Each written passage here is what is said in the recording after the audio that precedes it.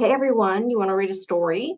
I want to read a story. And the story I want to read is called The Berenstain Bears Moving Day. And we are going to see what it's all about. Maybe.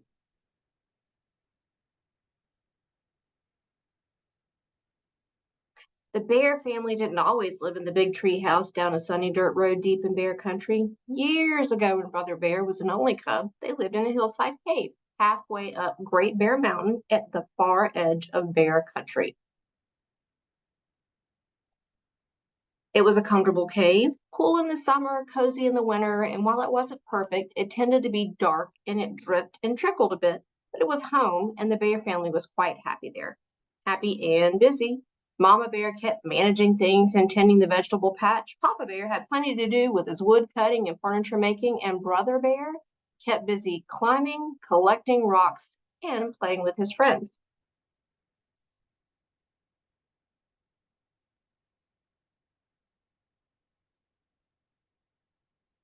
But living on the mountainside was not perfect. It wasn't easy growing vegetables in the thin, rocky soil, and the trees Papa needed were getting fewer and farther between. But the sun was bright, the air was clear and sparkling, and the view was magnificent. Yes, the Bear family was happy and content living on the hillside in a cave halfway up Great Bear Mountain at the far edge of Bear Country until one day Papa Bear said, "My dears, the time has come to move."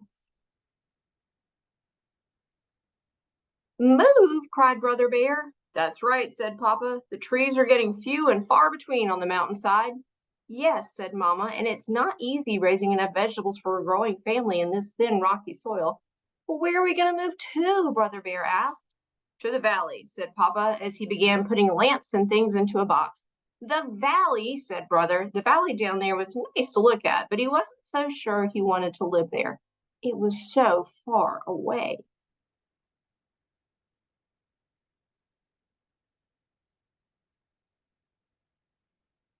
"What about my toys?" asked Brother. "We'll take them along, of course. Put them in here," said Papa, handing him a box.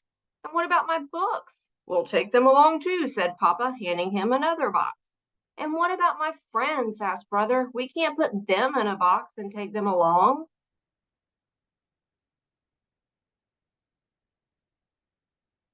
"That's true," said Mama, lifting Brother onto her lap. "You'll be leaving your friends behind. Papa and I will too, and that's what happens when you move. But you can keep in touch with them. You can write, even visit perhaps, and besides, you can make lots of new friends." "When are we going to move?" Brother Bear wanted to know. "Tomorrow, bright and early," Mama told him. "The moving bears will be here first thing in the morning." That night, as Brother bedded down in his corner of the cave, he wondered what it would be like to leave his old neighborhood and his old friends. He wondered what it would be like to move to a new neighborhood, making new friends. And then he began to wonder if he would ever fall asleep. And just when it began to seem like he never would, he did.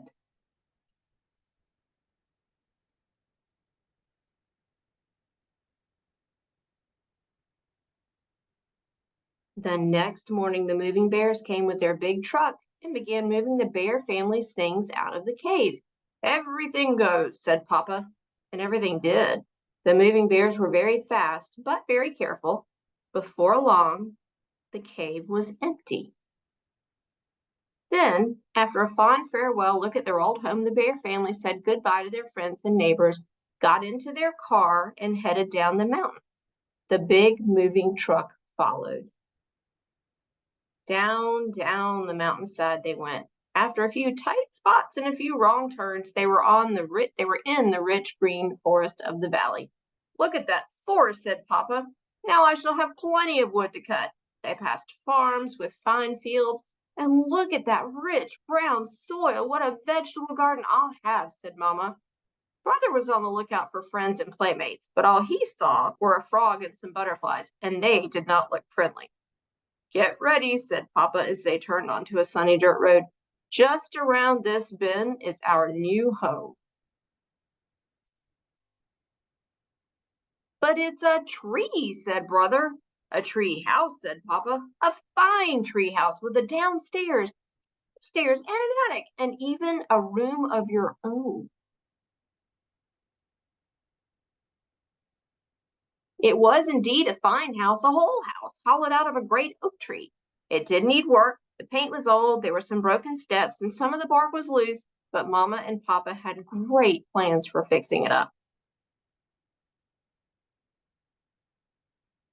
As the movers took the bears' things into their new home, the bears imagined what it would look like when it was all fixed up. It was going to be very beautiful. They were so busy imagining they didn't notice they had company.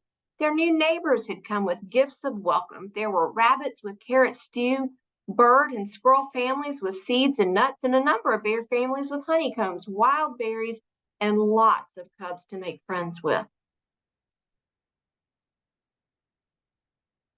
The bear family felt very welcome in their new neighborhood. That night, they went to bed very tired, but very happy. And it was true. I can't read that. And when they got the tree all fixed up, it was going to be just about perfect. And apparently, the next book is No Girls Allowed, but that's not what we're talking about today. What we are talking about today is that sometimes moving is stressful, especially for kids. And we often don't think about how stressful things are for kids because we're already stressed and we're taking care of them, and we don't realize how hard processing big adult issues can be for kids. So, what can you do to minimize stress for your children? You can, first of all, tell your child that your family is going to be moving. Don't keep it a secret. Don't spring it on them at the very last minute. That is not going to go over well, and it's not going to build trust, and it's not going to give your child to prepare for what's about to come, because what's about to come is big and it is stressful.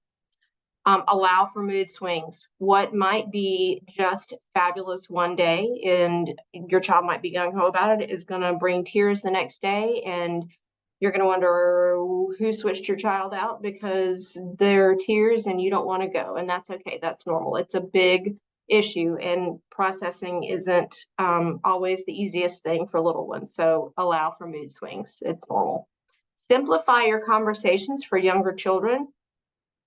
Don't give them more information than they need. Just give them little bite-sized chunks. Often when kids ask us things, we try to give a very long-winded answer, and they don't want that. They just want the very simple answer.